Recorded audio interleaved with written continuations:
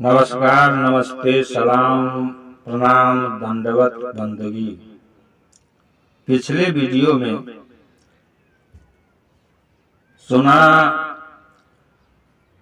माता नीमा द्वारा रुष्ट होने पर कबीर साहब को घर त्याग देना, फिर घर वापस आना, विष्णु भगवान द्वारा दिया हुआ सामग्री संतों में भंडारा कर देना। इस पर भंडारा करने के बाद मौलवी, सन्यासी, ब्राह्मण सभी उनसे रुष्ट हो गए। आइए आगे अब सुनते हैं किस तरह ब्राह्मण लोग कबीर साहब से रुष्ट, क्रोधित हो गए। ब्राह्मणों को क्रोध आया कि कबीर ने नीचों की सेवा की है, इसलिए मुझ जैसे बड़ों का अपमान हुआ है। चलो सभी उसका घर घेर लें। द्वार पर पहुंचकर कबीर कबीर कहाँ हो, घर से निकलकर बाहर आओ। लेकिन उस समय कबीर समाधि में लीन थे। देर तक पुकारने पर उनकी समाधि टूट गई और वहां से उठकर वे बाहर आए। सभी का अभिवादन करके यथा योग उन्होंने सबको आसन दिया। तत्पश्चात कबीर साहब ने कहा, कहिए कृपालु, आप लोगों ने किस लिए मेरे ऊपर कृपा की है? आपका स्वागत है। इतना कहकर कबीर साहब भी बैठ गए। उक्त 10 दलीय मंडली के बाद अपार भीड़ पुनः दिखाई दी। भीड़ के आगे आगे सन्यासियों का दल आ रहा था। उनके पीछे ब्राह्मणों का दल था। पुनः उसके पीछे बनीकों एवं मौलवियों का दल चल रहा था। सन्यासियों के हाथ में गुप्ती, चक्र, परसा, धनुष, बाण आदि अस्त्र शस्त्र थे। ब्राह्मण लोग 3-3 हाथ के डंडे लिए हुए थे। इसी प्रकार बनिक एवं मौलवी लोग भी अपने अपने अस्त्रों से लैस थे। किसी की आंखें फड़क रही थी, कोई गाली बक रहा था, कोई कहता था कि अभी इसको नगर से निकाल दो, कोई कहता था कि हिंदू एवं मुसलमानों की मर्यादा को नहीं स्वीकार कर रहा है। दान ब्राह्मणों का होता है, इसने धन पाया और नीचों को लुटा दिया। इस प्रकार से प्रलाप करते हुए उक्त भीड़ ने मियां नीरू का घर चारों तरफ से घेर लिया। कहाँ है? कबीर को बुलाओ। सभी लोग चिल्लाने लगे। यह उद्घोष सुनकर कबीर आसन से उठे और आगे बढ़कर बोले, आइए, आप लोगों ने मुझ पर किस लिए दया की है? इस पर पहले के आए हुए 10 मुखिया ने कहा कि कबीर, तुम नगर के बाहर चले जाओ, नहीं तो तुम प्राण से वंचित कर दिए जाओगे। इसलिए शीघ्र यहाँ से भाग जाओ। उक्त बात को सुनकर सतगुरु कबीर साहब ने कहा कि आप लोग मुझसे ऐसा क्यों कह रहे हैं? कौन सी भूल मुझसे हुई है?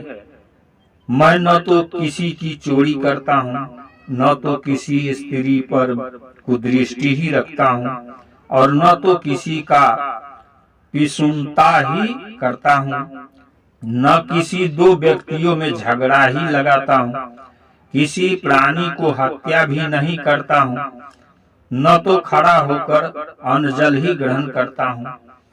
जिस स्थान पर 2 व्यक्ति वार्ता करते हैं, वहां भी मैं नहीं जाता हूँ। हंसकर वार्ता भी नहीं करता हूँ, न प्रमोद ही करता हूँ, न किसी की निंदा ही करता हूँ। मैं तो सदा श्री राम नाम का जप करता हूँ। मेरी जानकारी में कोई मानव विरुद्ध आचरण हुआ है यह मुझे पता भी नहीं है।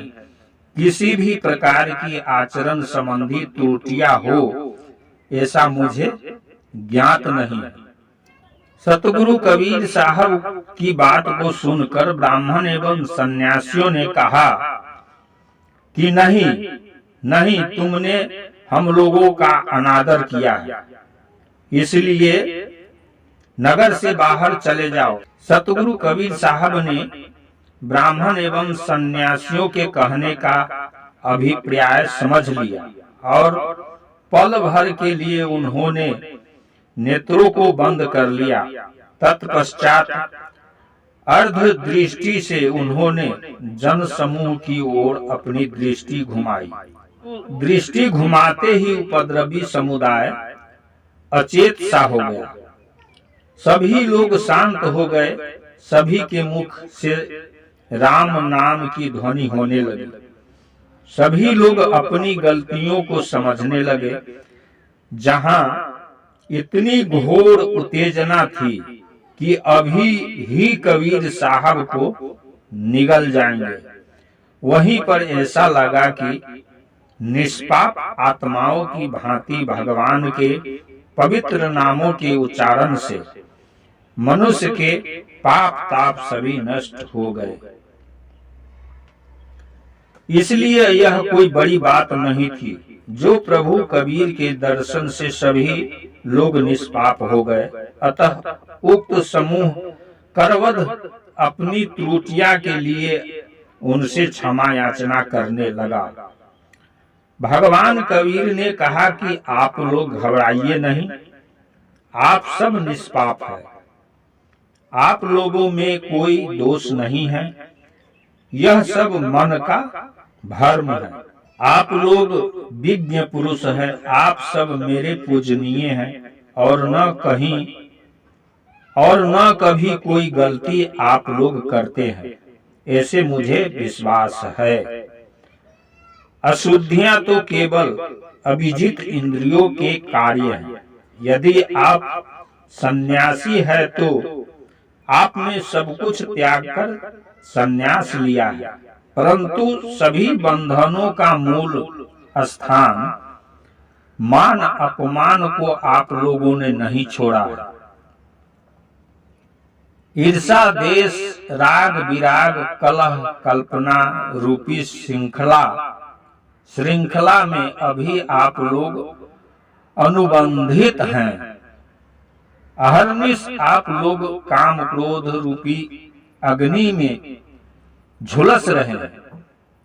भला आप लोग दूसरों को तो अपने प्रवचन के द्वारा विमोहित कर देते हैं और कहते हैं कि सारा जगत ब्रह्म स्वरूप है, ब्रह्म से भिन्न कुछ नहीं है, इत्यादि बातें कहकर अज्ञ जीवों को राम भक्ति से विरत कर देते हैं और अपने स्वयं उसके विरुद्ध आचरण करते हैं।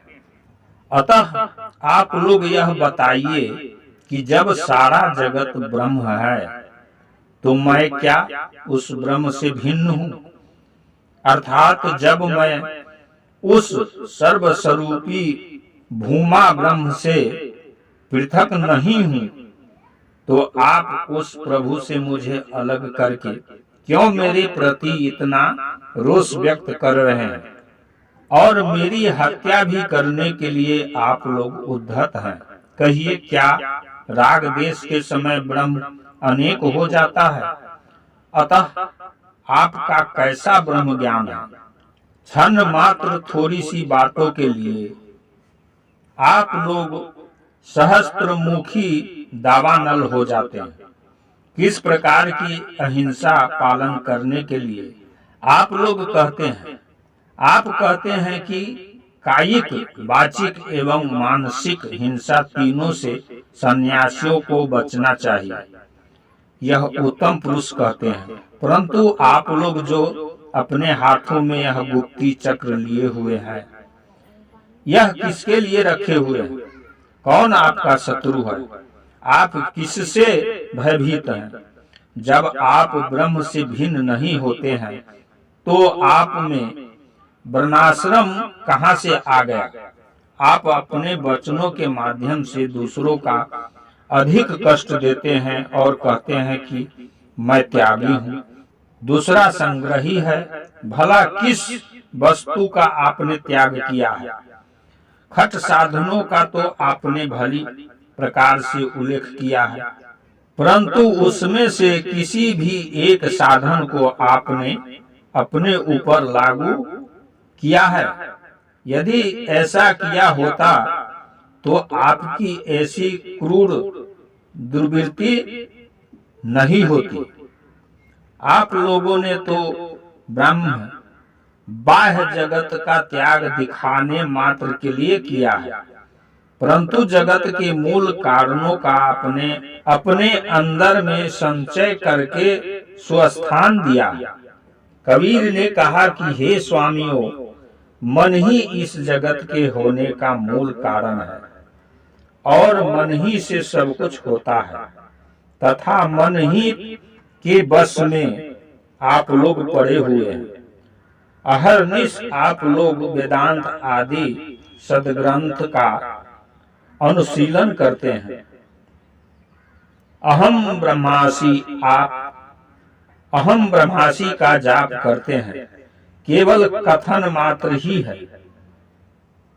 जीवन में कुछ उतारा भी है। यदि उतारे हो तो आप में राग देश आदि कलनाओं का कारण नहीं होता, इसलिए आप लोग दिखाने मात्र के सन्यासी है। कनक कामनी के पीछे आप लोग पड़े हुए हैं। आपका स्वांग राजकुमारों को भी लज्जित कर रहा है। बिना सवारी के आपकी यात्रा नहीं होती। अहर्निश दूसरों की निंदा करते हैं। यदि आप मन से सन्यासी होते तो उपयुक्त दोषों का आप में अभाव होता। सन्यासी देवताओं को इतना कहकर ब्राह्मण देवताओं को संबोधित करते हुए सतगुरु कबीर ने कहा, कहिए जगत गुरु, आपका नाम तो भूमिसूर है, जिसके कारण आपको ब्रह्म का प्रतीक कहा जाता है। भला आप लोगों ने वेदों में क्या पढ़ा है? काम, क्रोध, लोभ, मोह और अविवेक। आप लोग नित्य गीता का पाठ करते हैं। क्या गीता गुणों के बजाय दुर्गुणों को ही सिखलाती है? इसी प्रकार उपनिषदों में लिखा है कि ब्राह्मण किसी से ईर्षा द्वेष नहीं करे, ज्ञान विज्ञान में पूर्ण विज्ञ हो, सभी पर क्षमा की ये भावना रखे, किसी प्राणी पर रोष न करे, अपरिग्रही हो, संसार का कल्याण करे, सदैव तपश्चर्या में लगा रहे, क्रोध का परित्याग कर असूया पिशुनता से दूर रहे, दंभ नहीं करे,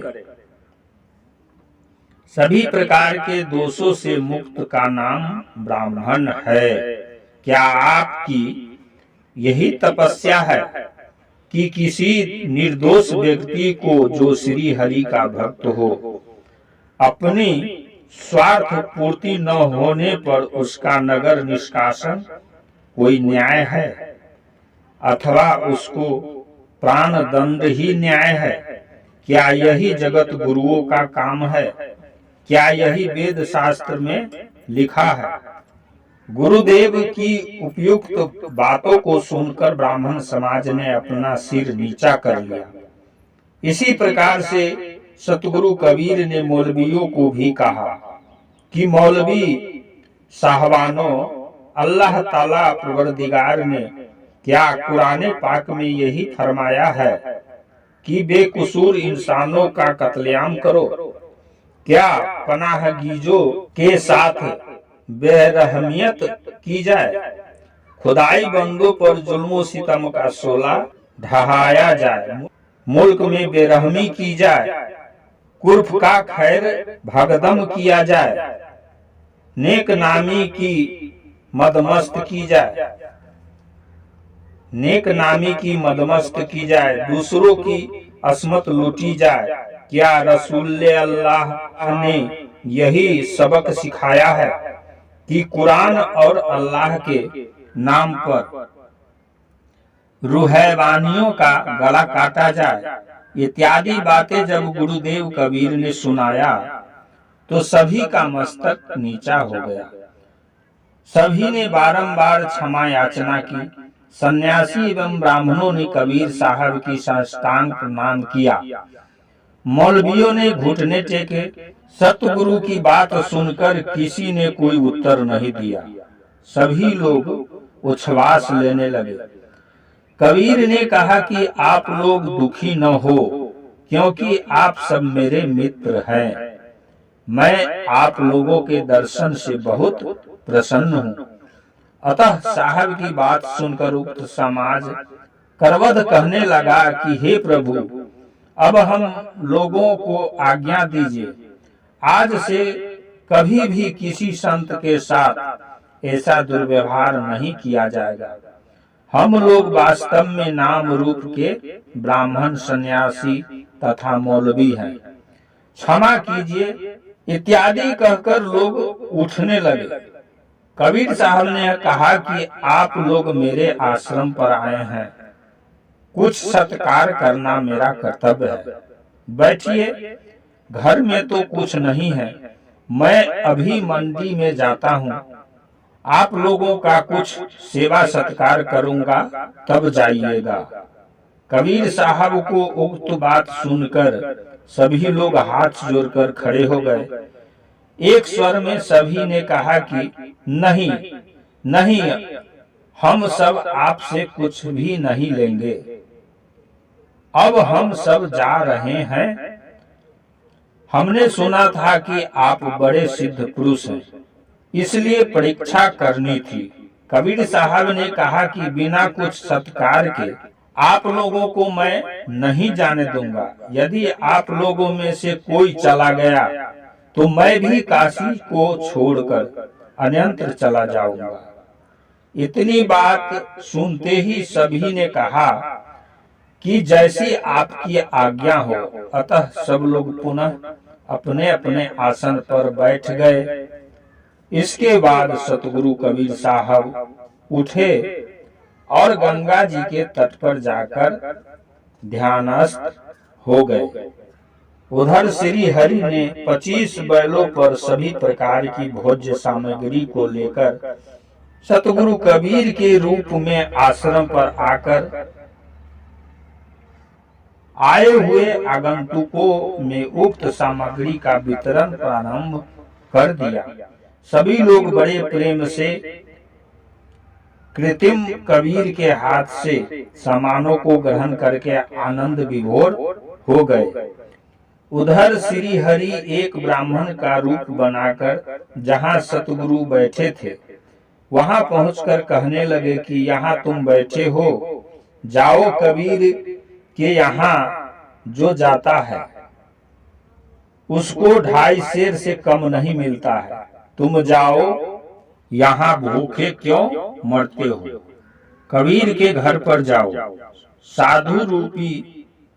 साधु रूपी श्री हरि की बात सुनकर कबीर साहब ने मन ही मन परमेश्वर की महिमा का गान करते हुए अपनी राम कुटी की ओर चल दिया। नमस्कार, प्रणाम, दंडवत बंदगी। आप सभी ने सुना किस तरह ब्राह्मण, सन्यासी, मौलवी सब कबीर साहब पर क्रोधित हुए थे और किस तरह शांत हो गए। फिर अगले वीडियो में मिलते हैं साहेब।